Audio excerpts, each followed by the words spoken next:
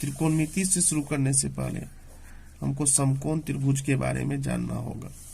तो आइए सबसे पहले जानते हैं कि समकोण त्रिभुज क्या है।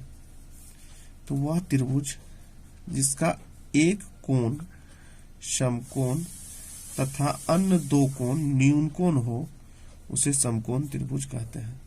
तो सबसे पहले हमने देखा कि समकोण त्रिभुज में एक कोण समकोण अर्थात 90 डिग्री का और दो जो अन्य कोण है वो न्यून कोण मतलब 90 से छोटा 0 से बड़ा होता है।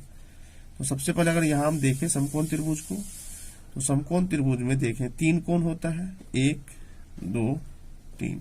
तो कोण ए जो है न्यून कोण है मतलब 0 से बड़ा 90 से छोटा कोई भी कोण हो सकता है, लेकिन बी हमेशा समकोण होगा और इसे हम कहेंगे 90 डिग्री का कोण।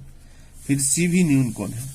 तो सबसे जो लंबी भुजा होती है उसको हम लोग कर्ण कहते हैं, मतलब समकोण त्रिभुज की सबसे बड़ी भुजा को कर्ण कहते हैं। यहाँ कंफ्यूजन अधिकांश छात्र हो जाते हैं लंब और आधार को लेकर। देखिए समकोण त्रिभुज में लंब और आधार चेंज हो जाता है।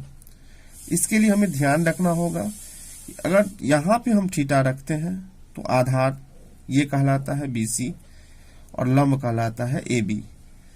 अगर ये सेम त्रिभुज ही लेते हैं और थीटा को A पे रख देते हैं तो लंब कहलाता है BC और आधार कहलाता है AB और कर्ण हमेशा AC होता है जो नेवर चेंज, कभी चेंज नहीं होता। तो आपको ये बात ध्यान रखनी है।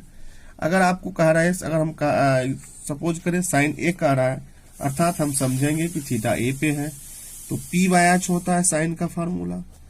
तो अगर हम साइन की बात करें P, तो अगर थीटा यहाँ पे है तो P हो गया BC और H हमेशा होता है कर्ण ये वाला कहलाएगा AC।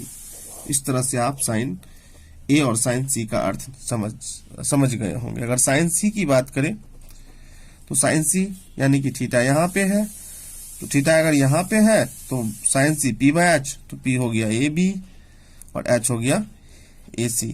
इस तरह से निकाल के आप मान बैठा सकते।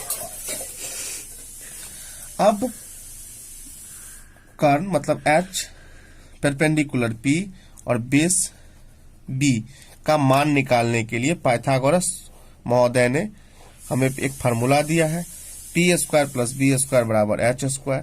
अगर आपको h निकालना है तो सबसे पहले आप p का स्क्वायर करिए, p का स्क्वायर कीजिए और प्लस करके b का स्क्वायर कीजिए और उसको रूट से वर्गमूल निकालिए। तो जो आंसर होता है वो h निकलता है। सेम p निकालने के लिए h का स्क्वायर कीजिए, b को घटा दीजिए स्क्वायर करके, इस तरह से फिर b निकाल लीजिए। उसके बाद हम बात करेंगे त्रिकोणमिति रेशियो 6 होता है। आपको 3 इंपॉर्टेंट्स याद करने होंगे। साइन थीटा P/H लंब बाय कर्ण, cos theta B/H, tan theta P/B, cosec theta sine का इनवर्स उल्टा होता है कॉसेक। तो साइन को अगर आप याद करते हैं तो कॉसेक को साइन का अगर P/H, कॉसेक का H/P।